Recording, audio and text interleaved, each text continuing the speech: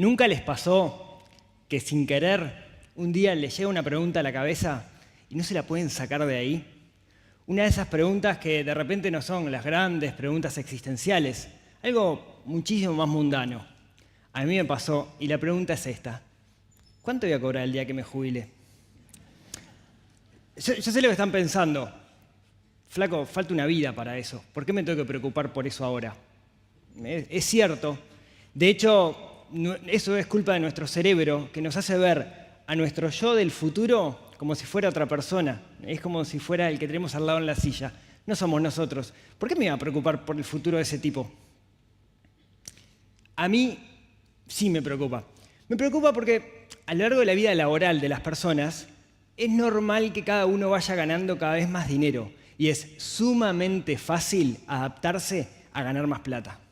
Pero es sumamente complicado cuando se da lo contrario, cuando de un día para el otro tenemos menos plata. ¿Sí? Es muy traumatizante y de hecho yo no quiero que me pase. Entonces me puse a explorar cuáles eran las posibilidades que tenía y dije, bueno, en realidad no me tengo que preocupar por esto, porque a mí me sacan plata del sueldo para los aportes previsionales y este tema está solucionado. No es tan así. Si uno mira un poquito para Europa, lo que pasó ahora en la crisis, muchísimos países cambiaron sus políticas de jubilación sobre la marcha. Eso quiere decir que vos te ibas a jubilar a los 60 años y te decían, lo siento flaco, volvé en 5 años porque tenés que laburar 5 años más. Y de hecho, la modificación de los sistemas provisionales es algo que se está empezando a hablar también acá en Uruguay. Me puse a buscar la vuelta y no la encontré. Y me di cuenta que era algo que me preocupaba mucho porque no depende de mí. Y a mí me da un poquito de miedo que mi futuro no dependa de mí. Por mucho tiempo la pateé para adelante, ¿sí? Yo sabía que la cosa no estaba bien y la pateaba para adelante. ¿Saben por qué? Porque yo cuando tenía 18 años, yo pensaba que iba a ser rico. Yo decía, a los 23 años yo voy a tener tanta guita que este no es un problema. Cuando llegué a los 23, dije, lo corro a los 27. Cuando llegué a los 27, bueno, lo seguí corriendo, voy 37 y todavía no llegué. De hecho, estadísticamente, solo un 1% de la gente va a llegar a tener un patrimonio tan grande como para no depender de su jubilación. Estamos hablando que la primera fila hasta ahí más o menos va a llegar, el resto no, va a depender de su jubilación. Espero haberlos deprimido lo suficiente. Yo dije, a ver, esto no es un problema que se ocurrió a mí. Alguien tiene que haber pensado esto antes, no puede ser. Entonces me puse a investigar, me puse a leer, me puse a hablar con gente y llegué a un concepto, algo que se llama finanzas personales. Las finanzas personales son un conjunto de técnicas, de hábitos que nos enseñan cómo relacionarnos con el dinero. Relacionarnos con el dinero. Algo que no nos enseñan en ningún lado. Y es algo en el cual, al menos que seamos unos ascetas y nos vayamos a vivir a una cueva, necesariamente vamos a tener que hacer en nuestra vida. Y ni en el sistema educativo nadie nos enseña a hacerlo. ¿Sí? Basta salir a la calle, hablar con alguien y te va a decir, no, está todo terrible, suben los precios, etc. Todo el mundo se queja por tema plata. Y ¿saben qué? Muchísimas veces no es porque los salarios sean muy bajos. Muchas veces es por falta de conocimiento, por falta de no saber cómo relacionarnos con el dinero. En ese sentido, yo hoy lo que quiero contarles son 7 aspectos que yo aprendí cuando me metí en este tema de las finanzas personales, ¿sí? Que me abrieron la cabeza o que eran conceptos que yo tenía totalmente equivocados. El primero está relacionado con los objetivos. Yo tenía la idea de que tenía que juntar tanta plata para cierto punto de mi vida. Yo a los 60 años tengo que tener un patrimonio de tantos miles de dólares y con eso me va a alcanzar. Y lo que me enseñaron las finanzas personales es todo lo contrario. Es decir, está bien, es importante definir objetivos, Rodrigo, pero más importante es que vos vivas la vida ahora. No tiene sentido que vos te pongas un objetivo dentro de 30 años y comas arroz por 30 años para después ser un veterano de 70 que tiene una Harley Davidson que no la puede levantar porque pesa mucho. Y dentro de esos objetivos, quizás el objetivo más importante, es que tenemos que buscar el trabajo para el cual nosotros nacimos. No podemos estar trabajando hoy en un laburo que no nos gusta, en el cual no somos felices, ¿sí? Claro, no es para que salgan corriendo y renuncien ahora, ¿sí? Pero hagan un plan primero pregúntense a ustedes, ¿cuál es el trabajo para el que yo nací? Y después hagan un plan para conseguirlo. Es muy fácil darse cuenta cuál es el trabajo para el cual uno nació, porque es ese trabajo en el cual hasta te da un poquito de vergüencita que te paguen, porque realmente lo estás disfrutando. El segundo punto está asociado con el consumo. Yo pensaba que, bueno, no tengo que consumir, digamos, es la básica. No consumo, no gasto, tengo plata. Y no, las finanzas personales no dicen eso. Dicen, está bien, hay que consumir. Pero tengamos cuidado.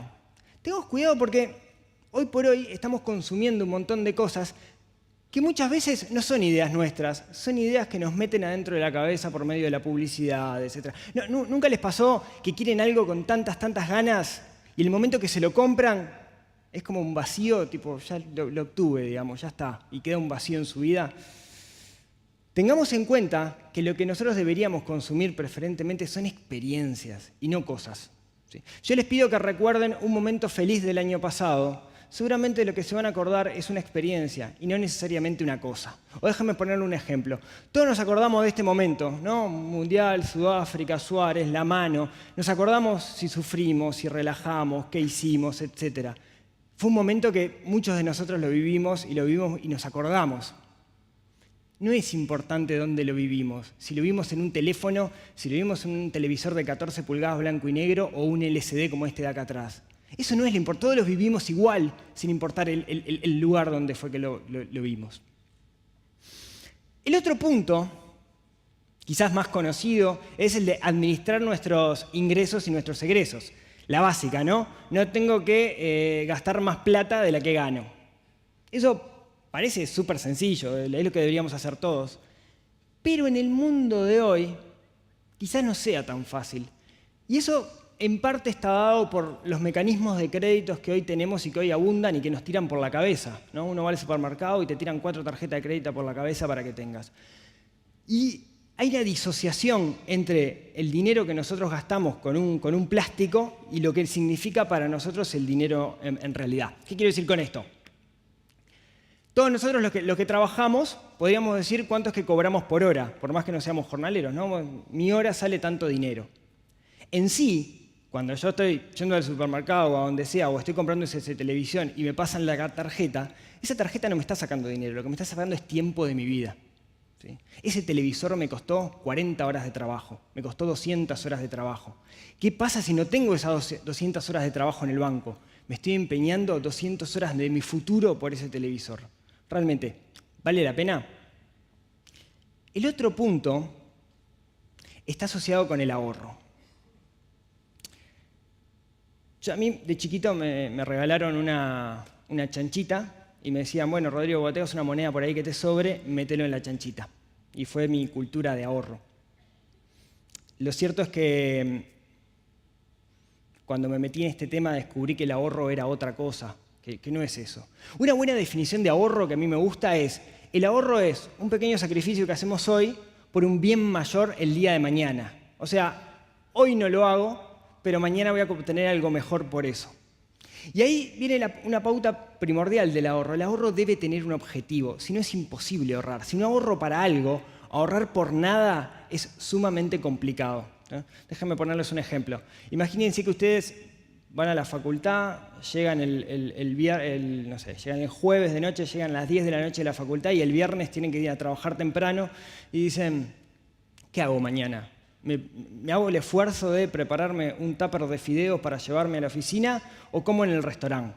No, como en el restaurante. Bueno, lo único que puede hacer que ustedes hagan el esfuerzo de prepararse el tupper de fideos es que tengan un objetivo y saber que no comer mañana en el restaurante los va a acercar un poquito más a ese objetivo. Y otra de las cosas que aprendí con el ahorro es que el ahorro no viene al final, todo lo contrario. El ahorro tiene que ser al principio, ¿sí? Yo no tengo que ahorrar lo que me sobra, porque nunca me va a sobrar, ¿sí? Hay algo que se llama la ley de Parkinson, ¿sí? Que dice que nuestros egresos siempre van a empatar a nuestros ingresos. En español, siempre voy a gastar todo lo que gano, ¿no? Entonces, lo que yo tengo que hacer es, nomás cobro, definir un porcentaje que es mi porcentaje de ahorro y separarlo. No al final, sino al principio. No se preocupen, que les va a dar igual. De hecho, si ustedes dicen, bueno, la verdad no tengo un objetivo para ahorrar, yo tengo todo. Otra de las cosas que enseña las finanzas personales, que a mí me cambió muchísimo la vida, es decir, bueno, el primer objetivo de ahorro que vos tenés que tener es un fondo de reserva. ¿Qué es un fondo de reserva? Son, si quieren, 6 meses de salario. 6 meses de salario guardados ahí sin tocarlos. Eso lo que les permite es dejar de sufrir estrés por dinero. Porque el tener 6 meses en el colchón, ustedes saben que si el día de mañana se quedan sin trabajo, ustedes van a poder tirar 6 meses más y seguro en 6 meses algo de trabajo van a poder conseguir. ¿Sí?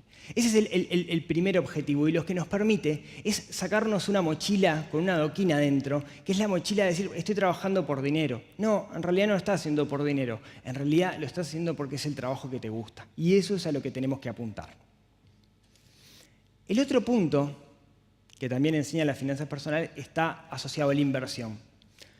Yo era de los que pensaba que para ser un inversor había que usar corbata, traje y trabajar en la ciudad vieja.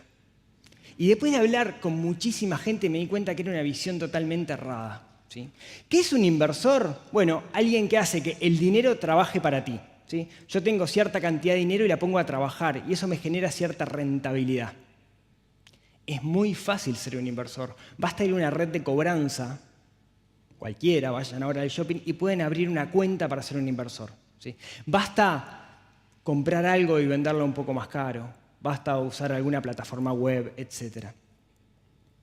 De hecho, ustedes deben ser inversores. Porque si hoy no somos inversores, estamos perdiendo plata. ¿Sí? ¿A qué me refiero con esto? El uruguayo tiene esa cosa canónica de tengo algo de plata, la quiero guardar, cambio dólares. ¿Y saben qué? Eso no siempre es la mejor opción. Hay otros instrumentos que son mucho mejores, en particulares en el largo plazo. Entonces, tengamos cuidado con eso, porque si no nos metemos en el tema, estamos perdiendo plata. El otro punto está asociado con los ricos y con los pobres. Yo crecí con una idea, en Uruguay está como esa idea de el tipo rico en realidad es alguien que está negreando gente, ¿no? Tipo, mira, ese seguro está negreando gente, pobre la clase trabajadora para que él tenga ese auto. O la otra, ¿no? ¿No les pasó que de repente a alguien que no estaba tan bien, de repente ustedes ven que les fue bien la típica, estar en algo raro? Esa es típica uruguaya. ¿Y saben qué? En medio, ¿no? Todo el mundo quiere ser rico, pero por otro lado le damos un palo al rico, ¿no? ¿Y saben qué? El rico no es un tipo malo. Debe haber algunos que sí, digamos, ¿no? Seguro. Pero el rico en general, no tiene por qué ser una persona mala. Si tenemos que desmistificar eso. Para mí, el rico, la definición que yo tenía antes, era alguien que ganaba mucho dinero. Y me di cuenta que estoy totalmente equivocado, porque conocí en este proceso muchísima gente que gana muchísimo dinero y que gasta muchísimo dinero, inclusive mucho más del dinero que gana. ¿Sí? Y ese tipo obviamente no es alguien rico.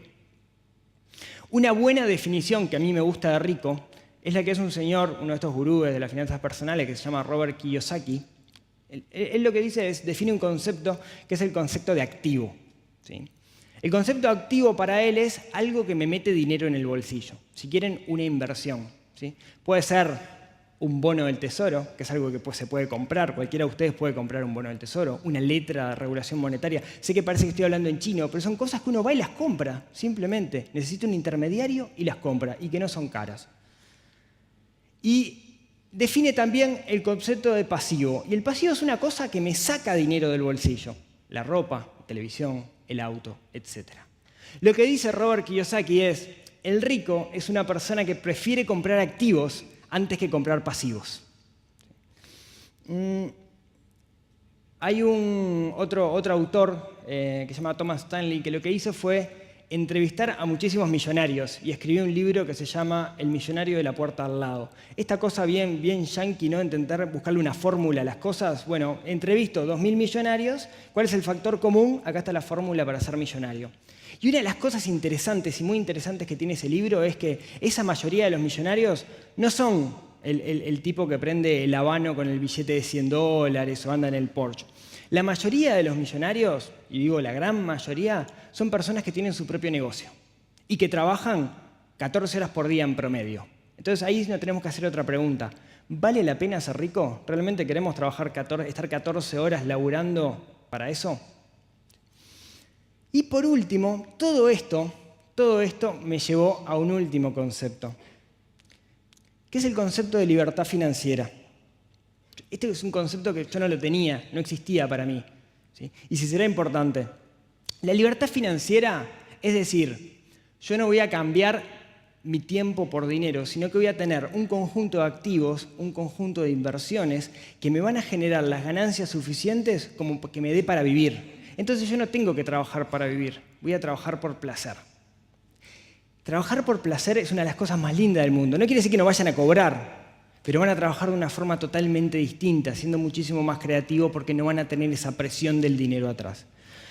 Sé que les parecerá que la libertad financiera es un concepto sumamente lejano, pero en este proceso he conocido un montón de gente que lo ha conseguido. No es de hoy para mañana, lleva tiempo. Y que lo ha conseguido no porque tienen ingresos enormes, sino porque han hecho un plan para lograrlo. Y el factor más importante para esto no es justamente la cantidad de plata que me entra. El factor más importante es el tiempo. Cuanto antes empecemos, antes llegamos y mucho más fácil es el camino. De hecho, nosotros nos juntamos con un grupo de gente cada tanto a discutir este tema. La primera vez que nos juntamos en ese grupo, ¿no? Nos presentamos, mesa redonda, no nos conocíamos, todos extraños, estábamos en una peluquería, ese es otro tema, otro día se los cuento. Y se presenta un muchacho que se llama Nicolás, y dice, Nicolás, 25 años, probé esto, y más o menos todos estos conceptos los tenía súper claros y era un tipo que estaba invirtiendo ya en este camino. Seguimos con la ronda y en un momento le toca a Diego. Diego, ya entrado en los 40, en vez de dirigirse a la ronda, lo mira a Nicolás y le dice, te envidio. Yo quisiera tener tu edad y saber todo lo que sé ahora. Y esa es una sensación que le pasa a todo el mundo cuando se mete en este tema. Ojalá me hubiera metido antes, ¿sí? Entonces, la invitación para todos ustedes es, métanse en este tema, porque cuanto antes se metan, más fácil va a ser el camino.